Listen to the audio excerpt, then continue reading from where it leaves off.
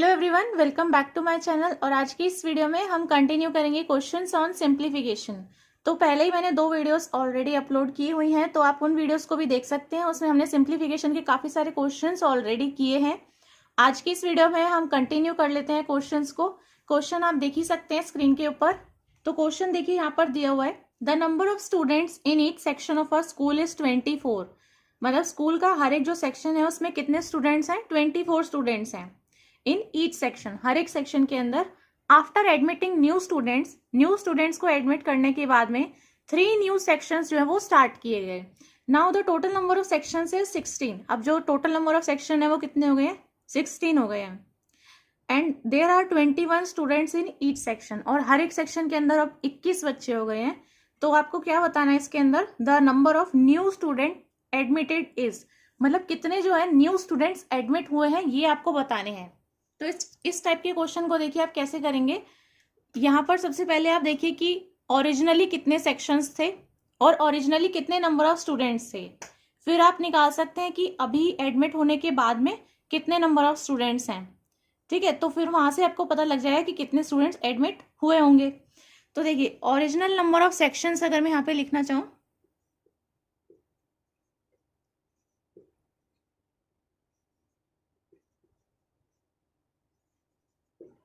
तो originally sections कितने होंगे? यहाँ पर आपको जो है क्वेश्चन के अंदर दिया हुआ है कि 16 है और 3 न्यू सेक्शंस जो है वो ऐड हुए थे। ठीक है, तो अगर आप सब्ट्रैक्ट कर दोगे तो आपको पता लग जाएगा कि पहले कितने थे? ओरिजिनली 13 सेक्शंस थे। ऐसे ही आप निकाल सकते हैं कि ओरिजिनल नंबर ऑफ स्टूडेंट्स कितने रहे होंगे। आपको पता है कि हर एक में कितने हैं? 24, और थे कितने? 13 सेक्शंस थे। तो जो 24 बच्चे थे हर एक सेक्शन के अंदर, अगर मैं उसको 13 से मल्टीप्लाई कर दूं तो आपको पता लग जाएगा कि कितने नंबर ऑफ स्टूडेंट्स थे ओरिजिनली, मतलब पहले कितने थे। तो यहाँ पर हो गए कि 13 सेक्शन थे और 312 टोटल स्टूडेंट्स थे। ठीक है, अब प्रेजेंट नंबर ऑफ स्टूडेंट्स कितने होंगे आप ये बता सकते हैं? प्रेजेंटली कितने नंबर ऑफ स्टूडेंट्स हैं, ये आपको पता लग जाएगा। अब हर एक में आपको पता है कि कितने हैं? 21 बच्चे हैं। ठीक है, और जैसे हमने नए स्टूडेंट्स को ऐड कर दिया था तो टोटल नंबर ऑफ सेक्शंस कितने हो गए? 16 हो गए। तो अगर मैं हर एक सेक्शन में जो 21 बच्चे हैं, अगर मैं उसको 16 से मल्टीप्लाई कर दूं तो पता लग जाएगा कि वो जो 16 सेक्शंस हैं उसमें टोटल नंबर ऑफ स्टूडेंट्स कितने हैं। तो ये कितना आ जाएगा? 336। ठीक है, तो आप ये देख सकते हैं कि इनिशियली जो है 312 थे, अब कितने हो गए? 336 हो गए। तो आप माइनस करके निकाल सकते हैं कि कितने नंबर ऑफ स्टूडेंट्स हमने डाले होंगे, मतलब एडमिट किए होंगे स्कूल के अंदर। So number of students admitted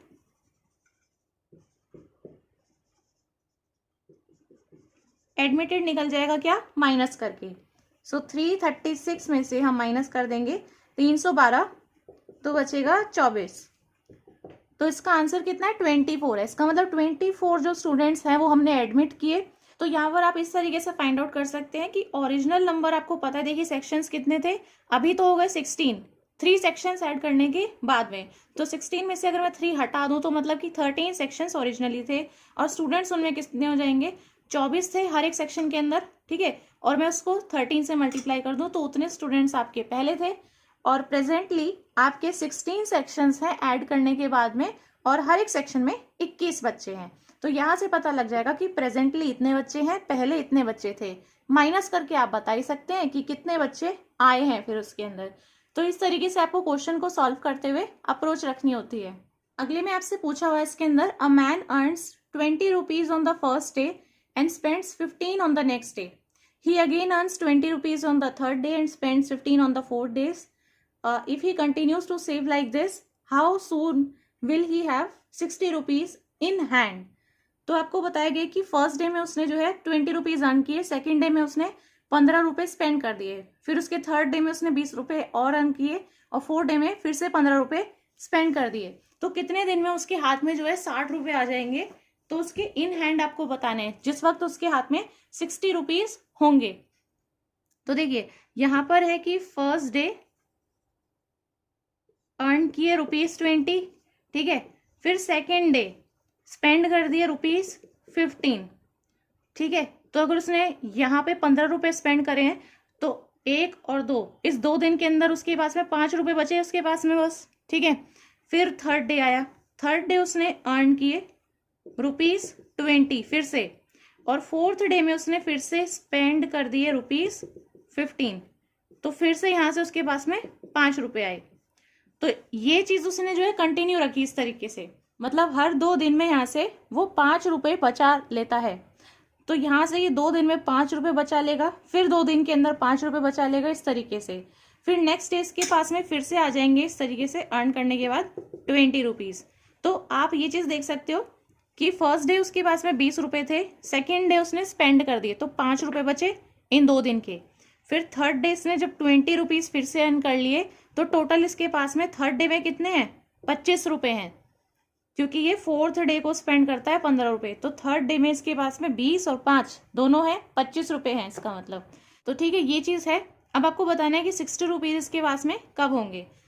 so money in 2 days, ये कितना अर्न करता है, 2 दिन के अंदर ही कितना अर्न कर ले रहा है, 20 रुपए इसको मिलते हैं, 15 रुपए ये उसमें से स्पेंड कर देता है। तो हर 2 दिन में आ रहे हैं इसके पास में 5 रुपए।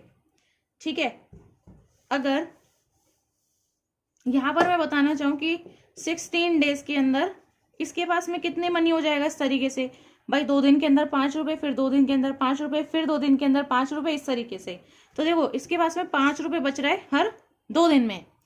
तो कैसे लिख सकते हैं इसको, 5/2 और 16 डेज से मल्टीप्लाई कर दूं तो पता चल जाएगा कि 16 दिन में कितना बन रहा है।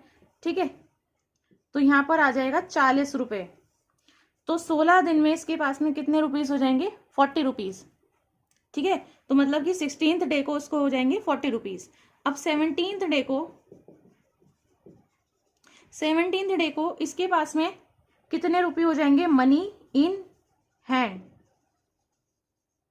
इसके हाथ में भी कितना पैसा होगा 17th डे पे, वो कितना हो जाएगा, जब ये ₹20 और क्या कर लेगा, अर्न कर लेगा। तो 40 पहले से थे 16वें दिन तक, और 20 रुपए इसको मिल जाएंगे 17th डे पे इन हैंड। तो 40 और 20 कितने हो जाएंगे, 60।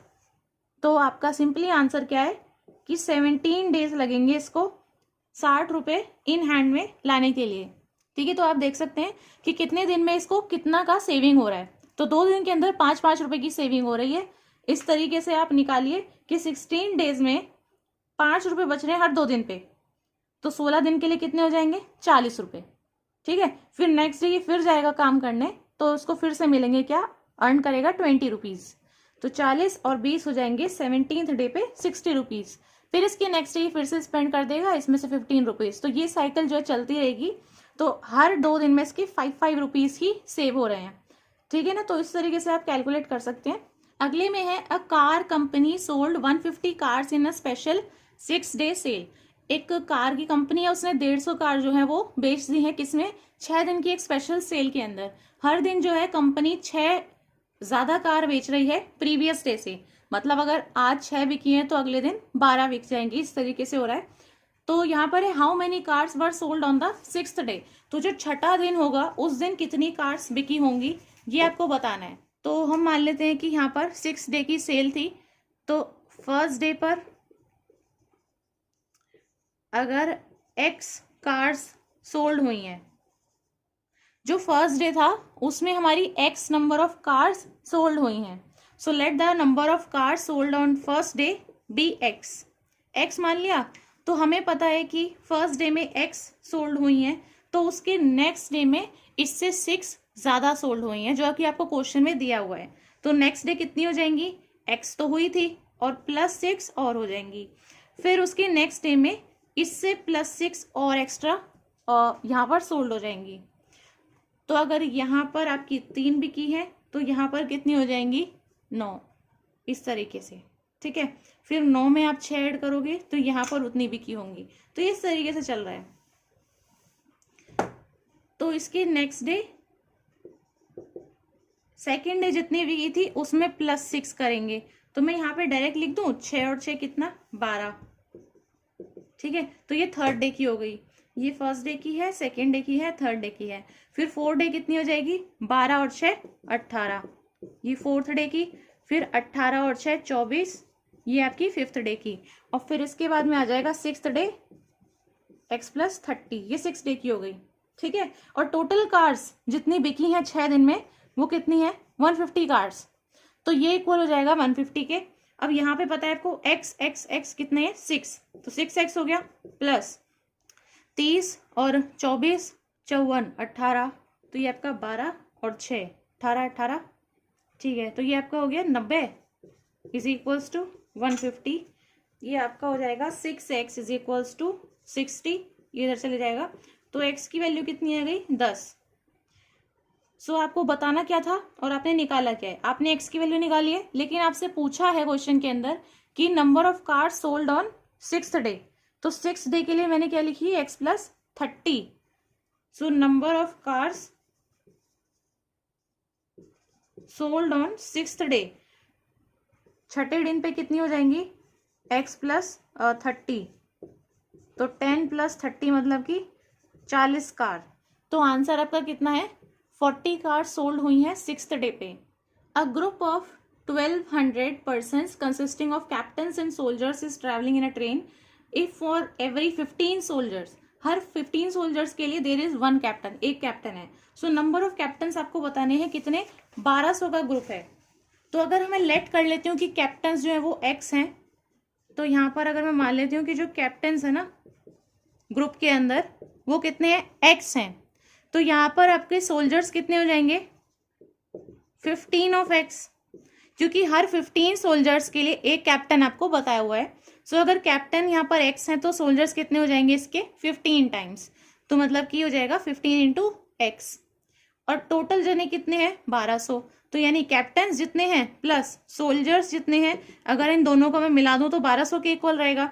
ये हो जाएगा 16x is equals to 1200। x की वैल्यू हो जाएगी 1200 डिवाइड बाई 16, ये आपका कट जाएगा, तो इसको काट के आएगा आपका 75 75। सो आपके क्या है, x की वैल्यू 75। तो नंबर ऑफ कैप्टन्स आपको पता लग गए कितने हैं ग्रुप के अंदर, 75। ये डायरेक्ट इसी तरीके से सॉल्व होना था। The total monthly salary of 4 men and 2 women is 46,000। अगर वुमेन अर्न कर रही है 500 रुपये more than a man, women जो है वो 500 रुपये ज्यादा अर्न कर रही है मतलब कि मैन से, तो यहाँ पे आपको बताना है what is the monthly salary of a women. Women की मंथली सैलरी है कितनी, आपको ये चीज बतानी है इसके अंदर। तो जो क्वेश्चन के अंदर आपको दिया हुआ है वो ये है कि 4 मेन हैं और 2 वुमेन हैं, इनकी कंबाइंड सैलरी अगर हम देखें तो किसके इक्वल है, 46,000 रुपीज के इक्वल है, 46,000 रुपीज के इक्वल है। और यहाँ पर आपको बतानी है सैलरी वुमेन की कितनी है। तो मैं मान लेती हूँ कि ये जो मैन है इसकी मंथली सैलरी जो ये अर्न कर रहा है वो अगर x है, तो वुमेन को आपको बताया हुआ है कि वो मैन से 500 रुपीज ज्यादा अर्न कर रही है। तो इसका मतलब है कि x में अगर मैं 500 को ऐड कर दूं तो ये हो गई वुमेन की सैलरी। तो क्योंकि आपको बताया हुआ है कि वुमेन मैन से 500 ज्यादा अर्न कर रही है, तो मैन के लिए आपको x माननी पड़ेगी, तो उसी में आप 500 ऐड करके वुमेन की लिख सकते हैं। ठीक है, अब आपसे क्या कहा गया है कि 4 मैन और 2 वुमेन की सैलरी इसके इक्वल है। तो 4 मैन की सैलरी आप कैसे लिखोगे, एक मैन की कितनी है x, तो 4 की कितनी हो जाएगी 4 × x। ठीक है, प्लस है दिया हुआ है क्वेश्चन के अंदर। और 2 वुमेन की सैलरी कितनी हो जाएगी, एक वुमेन की इतनी है तो 2 की हो जाएगी, 2 से मल्टीप्लाई, सिंपल, ये चीज आ गई। इसको लिख दो 46,000 के इक्वल, यहाँ पर कर देते हैं मल्टीप्लीकेशन, तो 4x + 2x + 1000 हो जाएगा। 1000 को मैं इस साइड में ले जाऊं तो डायरेक्टली आपका आ जाएगा 45,000, तो आपका 6x हो जाएगा 45,000, तो x आ जाएगा आपका 7500, 7,500। तो देखिए वुमेन की सैलरी है कितनी, मैन की जो भी सैलरी आई है उसमें 500 रुपीज एक्स्ट्रा है, तो x क्या है, मैन की सैलरी जो मैंने लेट की है, तो वुमेन की सैलरी कितनी हो गई मंथली, x + 500, मतलब कि 7500 + 500 मीन्स रुपीज 8,000। तो इसका आंसर कितना है आपका 8,000 रुपीज। नेक्स्ट में आपसे पूछा हुआ है अ पाइनएप्पल कॉस्ट 7 रुपीज ईच। तो यहाँ पर पाइनएप्पल की कॉस्ट आपको दी हुई है, कितना है 7 रुपीज है ईच, मतलब हर एक पाइनएप्पल 7 रुपीज का है। और वाटरमेलन कॉस्ट 5 रुपीज ईच, और वाटरमेलन जो है यहाँ पर शॉर्ट में लिख देते हैं, वाटरमेलन जो है वो 5 रुपीज का है हर एक। इसके बाद में कहा है x spend 38 rupees on this fruits, मतलब एक्स कोई भी है, ये कोई भी पर्सन है, इसने क्या करा 38 रुपीज स्पेंड किया इन फ्रूट्स के ऊपर, ठीक है। The number of pineapples purchased is, अब पाइनएप्पल उसने इसमें कितने परचेज किए होंगे, रेट आपको दोनों का बता दिया है कितना है। तो हम मान लेते हैं कि पाइनएप्पल्स उसने एक्स लिए होंगे और वाटरमेलन वाई लिए होंगे, तो नंबर ऑफ पाइनएप्पल्स परचेज्ड कितने मालूम है एक्स, ऐसे ही नंबर ऑफ वाटरमेलन उसने लिए वाई। मान लिया मैंने कि पाइनएप्पल एक्स लिए वाटरमेलन वाई लिए, तो आपको पता है कि 7 रुपए का एक पाइनएप्पल है और 5 रुपए का एक वाटरमेलन है। तो अगर उसने एक्स पाइनएप्पल्स लिए होंगे तो उन एक्स पाइनएप्पल्स का प्राइस कितना होगा 7x, क्योंकि एक का आपका 7 रुपीज है, तो एक्स का कितना हो जाएगा 7x।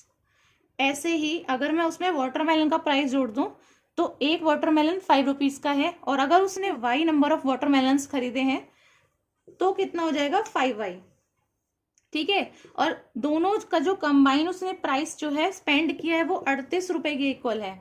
ये रुपीज मैंने लिखे हैं, तो यहाँ पे सिर्फ हमें इक्वेशन सॉल्व करनी है, तो रुपीज का साइन हम यहाँ पे नहीं लगा रहे हैं, सिर्फ इसको सॉल्व कर लेना है आपको।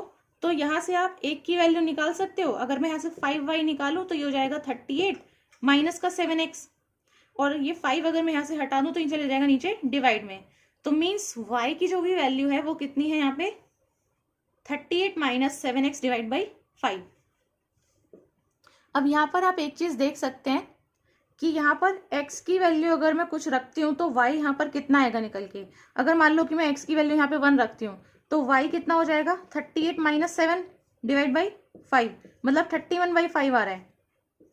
तो ये तो सिंपल ऐसा फ्रैक्शन है कि ये कट नहीं सकता है, ये सिंपल एक नंबर नहीं आ रहा है। तो y जो है ये 31/5 कैसे लेगा वो वाटरमेलन, है ना। वाटरमेलन तो लिया होगा उसने, एक वाटरमेलन लिया होगा, 2 वाटरमेलन लिए होंगे, 3 लिए होंगे, 6, 7 इस तरीके से लिए होंगे, फ्रैक्शन में थोड़ी ना लिए होंगे उसने वाटरमेलन। तो इसका मतलब यहाँ पे x की वैल्यू 1 नहीं हो सकती। अगर मैं यहाँ पे x की वैल्यू को 2 रख के देखूं तो ये आपका हो जाएगा 7 2 14, तो 38 माइनस आप ये करोगे 14, तो आपका आएगा कितना भाई 24/5 इस तरीके से आ जाएगा। फिर ये फ्रैक्शन में है, मतलब जो भी आएगा वो फ्रैक्शन में है। x की वैल्यू अगर मैं 3 रखती हूँ तो 21 जाएगा, तो 17/5 आएगा, ये भी फ्रैक्शन में आ रहा है, मतलब ये वैल्यूज नहीं है x की। फिर मैं x की वैल्यू को 4 रख के देखती हूँ, यहाँ पे x की वैल्यू 4 रखूंगी तो 28, तो ये कितना हो जाएगा 10/5, 5 2 10। अब आ रहा है एक प्रॉपर नंबर, तो अगर मैं x की वैल्यू को यहाँ पे 4 रख देती हूँ तो y की वैल्यू कितनी आ रही है 2 आ रही है, ठीक है। आप समझ गए होंगे इस तरीके से।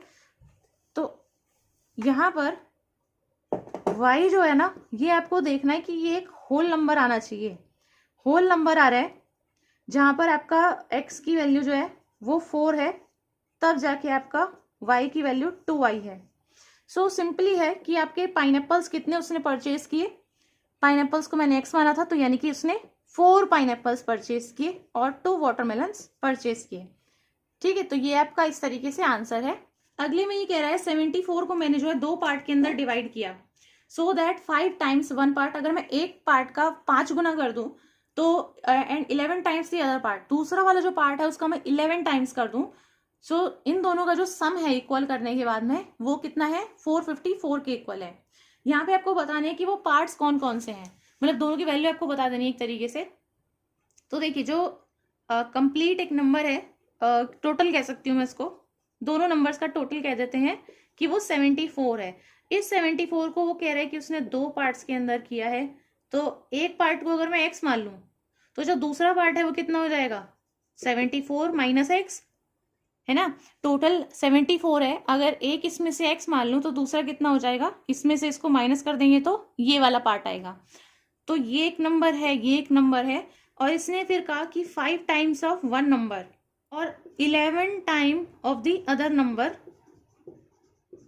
तो ये लिखेंगे स्टेटमेंट, और इनका जो टोटल है ये किसके इक्वल है, 454 के इक्वल है।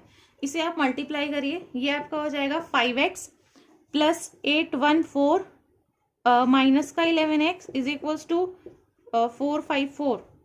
यहाँ पर आपका 5 माइनस 11 माइनस का 6x is equals to 454 minus 814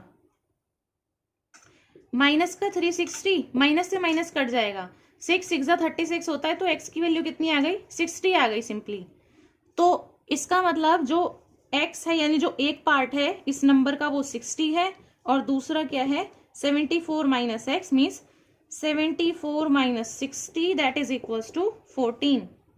सो इस क्वेश्चन का आंसर क्या है, 60 एंड 14।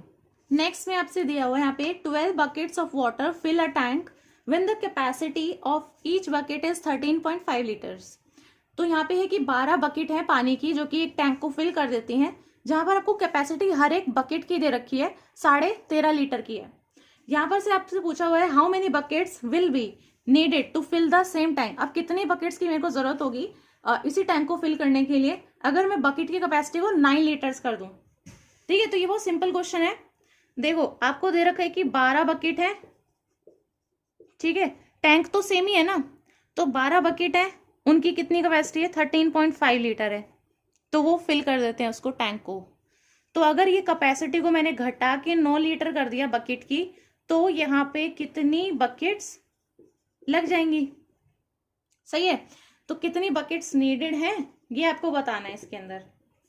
तो देखिए कैपेसिटी टैंक की कितनी है, पहले तो ये निकालिए, कैपेसिटी ऑफ टैंक कितना है भाई। देखो उसको कितनी 12 बकेट्स लग रही थी 13.5 लीटर्स की, तो 12 बकेट्स लग रही थी, हर एक थी 13.5 लीटर की, तो टोटल कैपेसिटी उसकी कितनी हो गई 162 लीटर्स हो गई।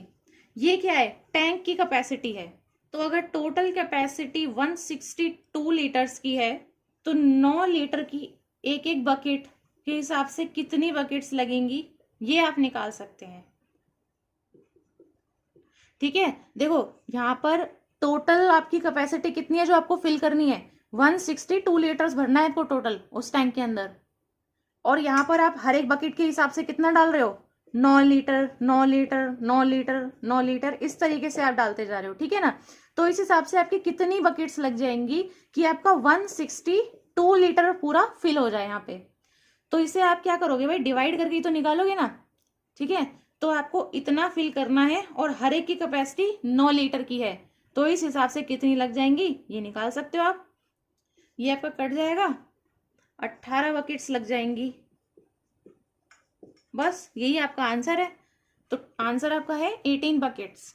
तो अगला देखिए, ये आपको क्वेश्चन दिया हुआ है, इस तरीके से दो इक्वेशंस हैं और y माइनस एक्स की आपकी वैल्यू पूछी हुई है यहाँ पे।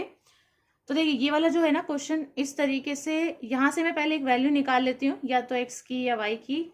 तो अगर मैं डायरेक्टली लिखूँ x अपॉन वाई, आपका हो जाएगा 140 इंटू 13 डिवाइड बाई 28 इंटू 39। ये ऊपर चला गया, ये आपका नीचे चला गया, तो x अपॉन वाई इतना आएगा इस इक्वेशन से 13 3 इसको काट देती हूँ मैं 2 से, ठीक है, और ये 70। ठीक है, तो यहाँ पे आपका x अपॉन वाई कितना आ जाएगा, तो 14 5 जैसे चले जाएगा तो 5/3 आ जाएगा। तो अगर मैं इसको x को लिखूं तो कितना हो जाएगा 5/3y। तो x की वैल्यू आई है 5/3y। ठीक है, मतलब इस वाली इक्वेशन से मैंने निकाली एक की वैल्यू। दूसरी चीज आपको ये दी हुई थी, तो अगर मैं इसके अंदर डाल दूं इस वैल्यू को, तो ये है 3y plus 9x is equals to 54। यहाँ पर आपका कितना हो जाएगा, अगर मैं इसको 3 से डिवाइड कर दूं तो सिंपली बचेगा y plus 3x is equals to 18। सही है, मैंने इस पूरी क्वेश्चन को क्या कर दिया 3 से डिविजिबल कर दिया, तो सिंपली आपकी इतने में रिड्यूस हो गई ना इक्वेशन। अब यहाँ पे रख सकते हो आप ये वाली x की वैल्यू, तो ये आपकी हो जाएगी y plus 5/3y is equals to 18। यहाँ पे आपका कट जाएगा, ये 3 इंटू एक्स था 3, तो 3 से 3 कटेगा, प्लस का 6y इज इक्वल्स टू 18। तो y की वैल्यू कितनी आ गई 3 आ गई। तो y की वैल्यू 3 है, इस y की वैल्यू को अगर मैं यहाँ पर रखूँ तो x निकल जाएगा, तो 5/3 इंटू फिर से कट जाएगा, तो मतलब कि x की वैल्यू आ गई 5। दोनों की वैल्यू आपको पता चल गई है। तो y माइनस एक्स निकालो। जो पूछा है पहले आपको उस चीज़ को देखना होता है कि पूछा आपसे क्या है। अब y माइनस एक्स करोगे तो y 3 है और x 5 है, तो y आ गया माइनस का 2। नेक्स्ट में आपको दिया हुआ है कि प्राइस है 10 चेयर का equal to price of 4 tables. 10 chair और 4 टेबल का प्राइस एक दूसरे के इक्वल है। इसके बाद में है प्राइस ऑफ 15 चेयर और 2 टेबल टुगेदर है 4,000 रुपये के इक्वल। 15 चेयर्स लें और 2 टेबल लें तो उनका टोटल प्राइस कितना है, 4,000 रुपये है। यहाँ पे आपसे पूछा है 12 चेयर और 3 टेबल का टोटल प्राइस कितना हो जाएगा। पहले जो इक्वेशन दी है ना, वहां से हम एक इक्वेशन बनाते हैं। यहाँ पे आपको दो चीज तो ऑलरेडी कंडीशन गिवन ही है कि 10 चेयर है, इनका जो भी प्राइस है ये किसके इक्वल है, प्राइस ऑफ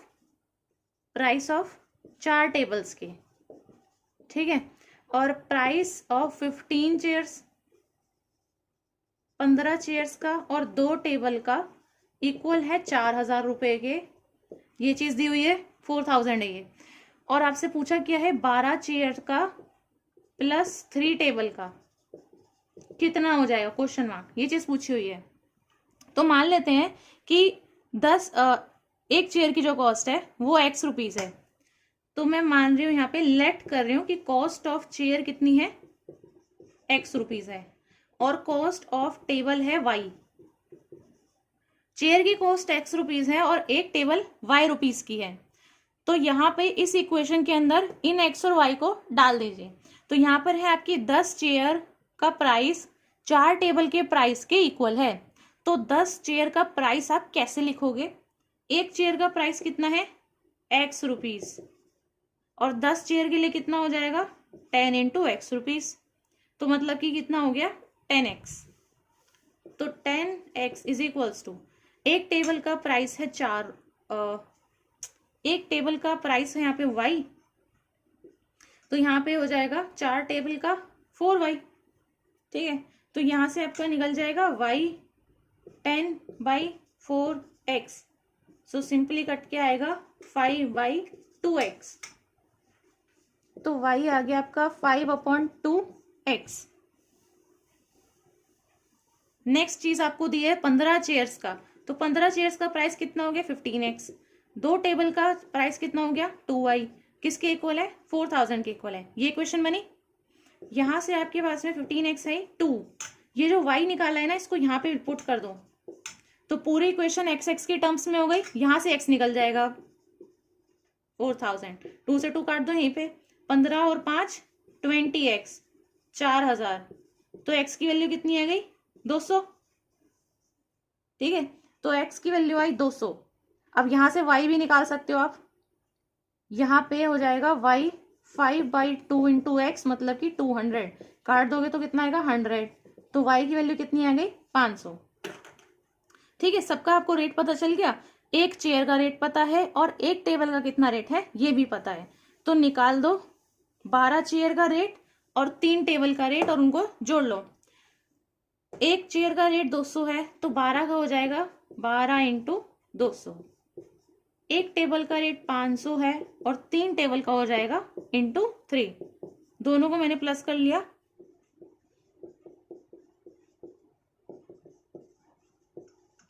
तो ये आपका आंसर है इसके अंदर। नेक्स्ट में है, if 2 jeans and 3 shirt cost ₹4,000। 2 jeans 3 shirt जो है 4,000 रुपए की हैं, एंड 3 जीन्स और 2 शर्ट 3,500 की हैं। How much does a gene cost, मतलब जीन्स की कॉस्ट आपको बतानी है कितनी है। अभी जो 2 आपको दिए हुए हैं ना, इनसे आपकी एक इक्वेशन बन जाएगी। जैसे कि 2 जीन्स है तो मैं इसको 2J लिख रही हूँ, और 3 शर्ट हैं तो मैं इसको 3S लिख रही हूँ।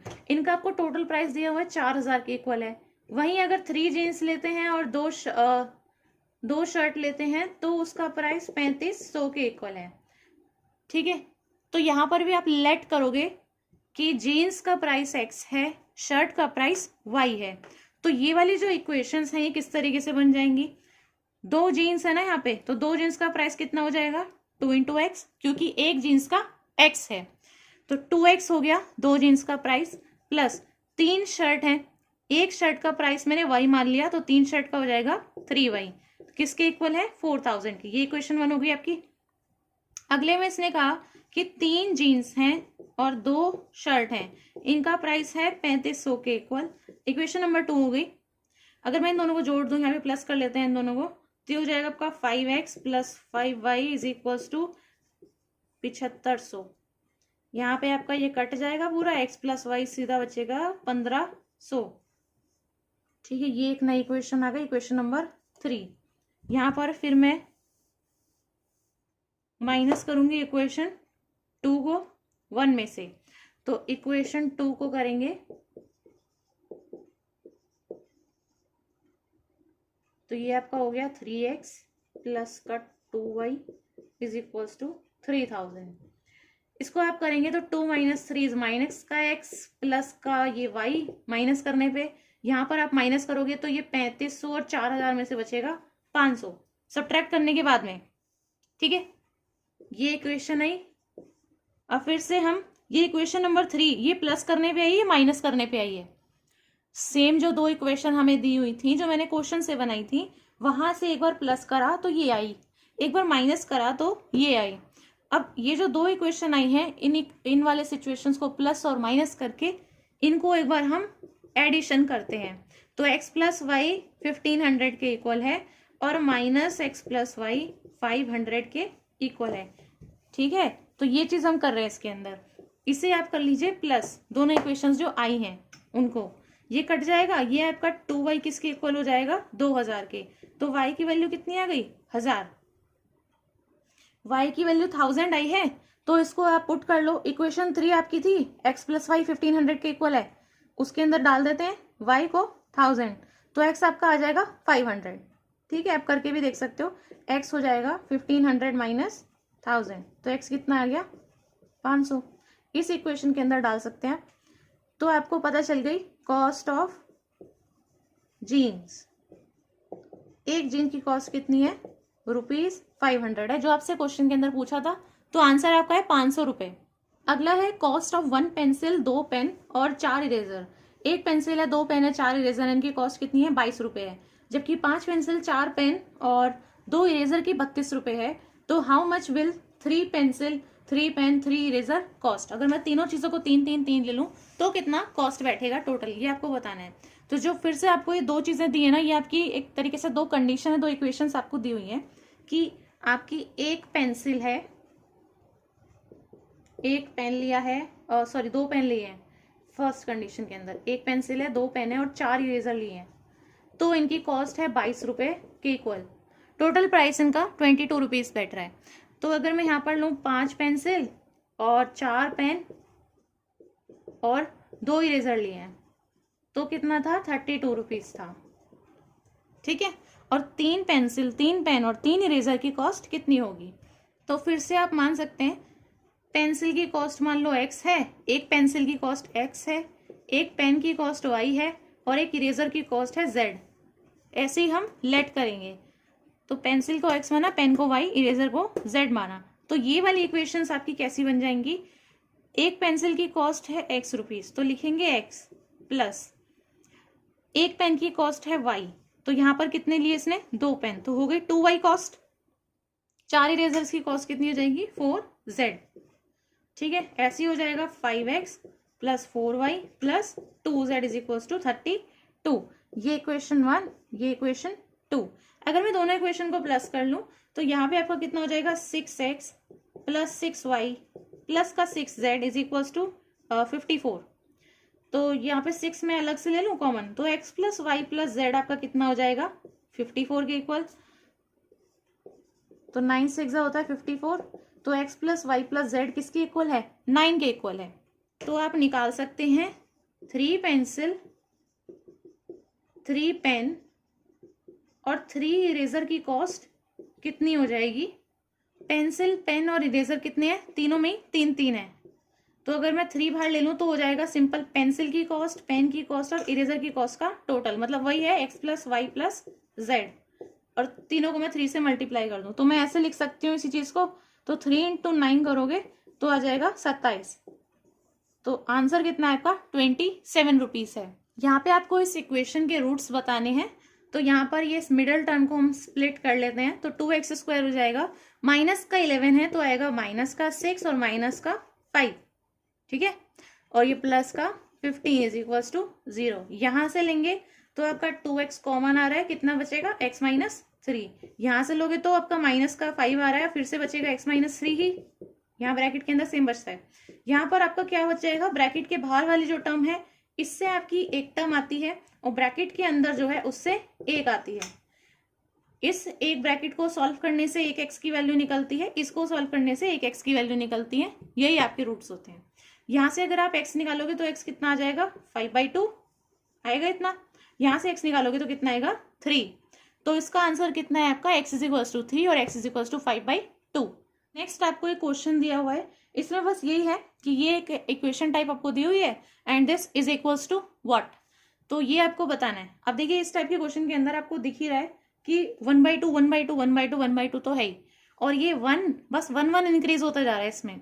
तो 1 है, फिर 11 है, फिर 111 है, फिर 1111 है, इस तरीके से मतलब है। तो ये जो 1 1 1 ये है, ये सब मैं प्लस में एक साथ लिख लूं, 1 + 1 1 + 1 1 1, और ये जो आपका 1/2 है ये आपके 4 बार दिया हुआ है और ये चारों में कॉमन है। तो इस 1/2 को मैं एक बार लिख लूं, 1/2 × 4, ठीक है। एक बार में इसका काम खत्म। तो ये कितना बचेगा, सिर्फ 2। इसको अगर आप प्लस करोगे तो ये आपका इतना है, ऐसे आइए आपका। तो इधर कितना आएगा, 1, इधर 2, इधर 3 और इधर 4। तो आपका सिंपल आ रहा है 1 2 3 4, और ये आपका आ जाएगा प्लस का 2। ये प्लस का ही रहेगा यहाँ पे, ये मल्टीप्लीकेशन में नहीं जाएगा, क्योंकि ये आपका इसके साथ में इस तरीके से लिखा हुआ था, तो ये आपका तभी प्लस में है। तो इसको आप जोड़ोगे तो आपका कितना आ जाएगा, 1 2 3 6।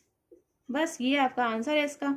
तो यहाँ पे आपको जो है थोड़ा कॉम्प्लेक्स इस तरीके से लग सकती हैं चीजें, लेकिन इनको बहुत आसान होता है सॉल्व करना। नेक्स्ट देखिए, आपको इस तरीके का कुछ क्वेश्चन दिया हुआ है। ये पूरी ऐसे टाइप की इक्वेशन है जो आपको दी हुई है, और इसके अंदर आपको बताना है कि ये जो है ये इसको अगर आप सिंप्लीफाई करते हैं तो आपकी वैल्यू इसमें अंदर क्या आएगी। तो यहाँ पे आपको दिया हुआ है कि 1/1 × 2 है। अब मैं इन्हीं चीजों को ना, ये जो आपको नीचे आपको 2 दिए हुए नंबर्स, मैं इनको ब्रेक करके लिख सकती हूँ। जैसे कि यहाँ पर आपका 1/1 × 2 है, तो मैं इसको लिख सकती हूँ ये 1/1 माइनस 1/2। इस वाले फ्रैक्शन को मैं इस तरीके से लिख सकती हूँ। अगर आप इसको भी सॉल्व करोगे तो भी यही चीज है। प्लस अगर ये वाला जो फ्रैक्शन है मैं इसको अलग से तोड़ के लिख सकती हूँ कि 1/2 माइनस 1/3। इसे सॉल्व करोगे तो तब भी यही आएगा आपका, ठीक है। तो ये वाले जो क्वेश्चंस हैं इसमें आप इस तरीके से कर सकते हैं। ऐसे ही हो जाएगा 1/3 माइनस 1/4। जो भी 2 नंबर्स हैं उनको बस ऐसे ब्रेक कर लेना है। इसी तरीके से डॉट डॉट डॉट होगा और फिर लास्ट में आएगा 1/9 माइनस 1/10, बस इस तरीके से। अब जो इस तरीके से मैंने क्यों लिखा है, क्योंकि अब सारी टर्म्स देखोगे ना ब्रैकेट्स को ओपन करने के बाद में, तो सब आपके प्लस माइनस इस फॉर्म में आई हैं। तो ये प्लस का माइनस का प्लस का माइनस का, तो ऐसे करके सारे कैंसिल आउट हो जाएंगे और आपका एक आंसर आ जाएगा, ठीक है। तो यहाँ पे आपका ये बहुत सिंपल क्वेश्चन होते हैं, आपको करना आना चाहिए इसी तरीके से। अब देखो आप यहाँ पे ब्रैकेट को अगर आप ओपन कर दोगे तो ये माइनस का 1/2 प्लस का 1/2, माइनस का 1/3 प्लस का 1/3, माइनस का 1/4, फिर इसके आगे नंबर आया होगा प्लस का 1/4, फिर माइनस का 1/5 प्लस का 1/5, फिर इस तरीके से सारे कट जाएंगे। ऐसे ही आपका माइनस का 1/9 प्लस का 1/9। सिर्फ कौन से बचे, एक तो ये सबसे स्टार्टिंग का 1, तो यहाँ पे आएगा 1 माइनस का साइन, और ये सबसे लास्ट का बचेगा जो नहीं कट पाएगा किसी से भी, तो ये हो जाएगा 1/10। इसका माइनस का साइन आएगा यहाँ पे, तो आ गया 1 माइनस 1/10। 1 माइनस 1/10 क्या होता है, 9/10। 10 × 1 10, 10 माइनस 1 इज 9। तो ये आपका आंसर है इसका। तो सिंपल आपका एक लाइन के अंदर आंसर है इसका। ऐसे ही आप इस क्वेश्चन को देखिए, थोड़ा सिमिलर ही है एक तरीके से। यहाँ पर भी आप ना इसको ब्रेक करके सॉल्व कर सकते हैं। यहाँ पर देखिए ये तो चलो फ्रैक्शन की फॉर्म में है, और यहाँ पर फिर डॉट डॉट डॉट्स हैं, और फिर आगे तक ये किस फॉर्म में है, n और n-1 की फॉर्म में है। तो यहाँ पे इनको भी आप ब्रेक कर सकते हैं। फर्स्ट में आपका 1/2 है यहाँ पे, इसको मैं लिख सकती हूँ 1 माइनस 1/2, तो 1/2 ही आएगा। फिर आपका नेक्स्ट क्या है, 1/6 है, तो ये वाला अगर मैं 1/2 लूँ और माइनस 1/3 लूँ तो आपका 1/2 और 1/3 हो जाएगा इसका। मतलब सिंपली इसको ब्रेक कर लो बस। ऐसे ही आप इसको ब्रेक करोगे तो ये चले जाएगा किससे, 3 और 4, ऐसे ही आपका 20 है, ये चले जाएगा 4 और 5, ठीक है। नेक्स्ट आपका 30 है, तो ये हो जाएगा 5 और 6, ऐसे करके। तो फ्रैक्शंस के अंदर आपको ब्रेक करना है। ऐसे ही आप इस फ्रैक्शन को भी ब्रेक करोगे तो 1/n अलग, माइनस 1/1 n+1 अलग, ये वाली चीज अलग और ये वाली चीज अलग, ठीक है। माइनस का साइन बीच में आएगा तो ये वाला ऑटोमेटिकली प्लस हो गया। फिर से सेम चीज होती है कि आपके ये वाले साइन सारे ये कट चुके होंगे इस तरीके से। सिर्फ आपका क्या बचेगा, ये फर्स्ट वाला 1 और लास्ट में आपकी ये टर्म है 1/n माइनस 1/n+1। तो यहाँ पर आपका इनका एलसीएम कितना आएगा, n+1 ही आएगा, ठीक है। नीचे वाले से अगर आप डिवाइड करोगे n से तो this term divided by n, तो n से n कटेगा, कितना बचेगा n+1। 1 में मल्टीप्लाई करोगे तो कितना आएगा n+1। ये सेम ही चीज हो रही है जैसे हम नंबर्स को सॉल्व करते हैं, वही वाली चीज है ये। फिर से अगर आप एलसीएम देखोगे तो एलसीएम कितना इनका n+1 है। फिर इस वाले से अगर मैं डिवाइड करती हूँ तो n+1 से डिवाइड करूंगी तो कट के कितना बचेगा, सिर्फ n। जो बचता है उसको ऊपर वाले में मल्टीप्लाई करते हैं तो 1 × n इज n, तो कितने का आएगा, माइनस का n आएगा, ठीक है। और डिवाइड में आपका जो एलसीएम रहता है वो आपका रहता ही है, तो ये जो माइनस का n है, ये प्लस का n है, ये पूरा कैंसिल आउट हो जाएगा आपका। यहाँ पर आपका सिंपली क्या बचेगा, 1 - 1/n+1। इसको अगर आप सॉल्व करेंगे तो this into this minus this, तो n+1 × 1 इज 1, और फिर ये माइनस का 1 ऊपर साथ में आएगा और डिवाइड में n+1 भी रहेगा, तो ये आपका कट जाएगा। ये आपका सिंपली बचेगा n/n+1। तो ये वाली चीज सॉल्व करके आपका आंसर आएगा n/n+1। नेक्स्ट में है एक कंपनी है, इसकी इनकम जो है ये डबल हो जाती है एवरी 1 ईयर। हर बीतते 1 साल के साथ में इसकी जो इनकम है ये डबल हो जाती है। If the initial income was 4 lakh, अगर इनिशियली इनकम जो थी इसकी कितनी थी, 4 लाख थी, तो इसकी इनकम 5 साल बाद कितनी हो जाएगी, ये आपको बताना है। तो इनिशियल आपको दे रखा है कितनी है, 4 लाख है इनकम। सो एवरी 1 ईयर, हर 1 साल में इसका हो जाता है कितना, डबल, मीन्स 2 टाइम्स। और आफ्टर 5 ईयर्स आपसे पूछा हुआ है, तो इनकम अभी इतनी है ना, 4 लाख है। सो यहां पर हो जाएगा इनकम आफ्टर 1 ईयर। देखो इनिशियल तो आपको दे रखी 4 लाख है, 1 साल बाद कितनी हो जाएगी, 4 लाख का 2 टाइम्स हो जाएगा, तो मैं लिख सकती हूँ कि 2 टाइम्स हो जाएगा, तो 4 लाख इंटू 2 लिख सकती हूँ, सिंपल है। तो 4 लाख जो है उसको 2 से मल्टीप्लाई कर देंगे, इसको हटा देते हैं। अगर मैं लिखूं आफ्टर 2 ईयर्स, 2 साल के बाद कितना हो जाएगा, जो 1 साल बाद इनकम थी ये इसमें और डबल हो जाएगा, है ना, क्योंकि हर बीतते साल के साथ में डबल हो रहा है। तो फर्स्ट ईयर में फिर डबल होगा, सेकेंड ईयर में इस डबल का फिर डबल होगा, ठीक है। तो 2 लाख और बढ़ गई। तो ये जो सेकेंड ईयर में इनकम है, मैं बेसिकली इसको ऐसे लिख सकती हूँ कि जो 4 लाख रुपीज थे इसमें हो जाएगा 2 की पावर 2। अब यहाँ पे देखो क्या है, 2 की पावर 1 ही है ना, यहाँ पर कितना है, 2 बार मल्टीप्लाई करेंगे तो 2 की पावर 2 है। तो ऐसे ही 5 साल बाद कितनी हो जाएगी, 2 की पावर 5, बस, है ना। तो फर्स्ट ईयर में मल्टीप्लाई 2 करोगे, फिर सेकेंड ईयर में जो आएगा उसको भी मल्टीप्लाई 2 करोगे, थर्ड वाले में फिर मल्टीप्लाई 2 करोगे, 4 में फिर 2 से, 5 में फिर 2 से, तो 5 ये आपका 5 बार ही मल्टीप्लाई होगा 5 ईयर्स के लिए। तो सिंपली 5 बार 2 ना लिख के आप लिख सकते हो 2 की पावर 5, सिंपल। तो यहाँ पर है आपका 4 मल्टीप्लाइड विथ 2 की पावर 5, तो आपका आंसर आएगा 128 लाख। अच्छा, अब आप क्वेश्चन के अंदर देखो, आपको क्वेश्चन के अंदर ना ये ऑप्शन के अंदर नहीं दिया हुआ है, तो जिस फॉर्म में आपको दिया हुआ होता है उसी फॉर्म में आपको आंसर को निकालना होता है। सो जैसे कि आपका निकल कर आएगा 128 लाख है, इतनी आपकी वैल्यू है, ठीक है। तो ये 128 लाख जो है इसको आप लिखेंगे करोड़ में, तो 1.28 करोड़ हो जाएंगे। आप यहां से काउंट करके भी देख सकते हैं, तो आपका आंसर आएगा 1.28 करोड़। नेक्स्ट में कहा हुआ है Smita was asked to multiply a certain number by 36। उसे 36 से किसी नंबर को मल्टीप्लाई करना था, उसने जबकि 63 से मल्टीप्लाई कर दिया, 36 की बजाय 63 से मल्टीप्लाई कर दिया, and got an answer 3834 more than the correct one. तो उसका आंसर जितना आना था उससे 3834 नंबर ज्यादा आया। आपको बताना है कि नंबर जिससे मल्टीप्लाई करना था वो कौन सा नंबर था। तो जो नंबर आपको नहीं पता है उसको मान लीजिए कि वो x था। अब उसे मल्टीप्लाई किससे करना था और उसने किससे कर दिया। तो यहां पर उसको मल्टीप्लाई करना था 36 से, लेकिन उसने किया किससे, 63 से।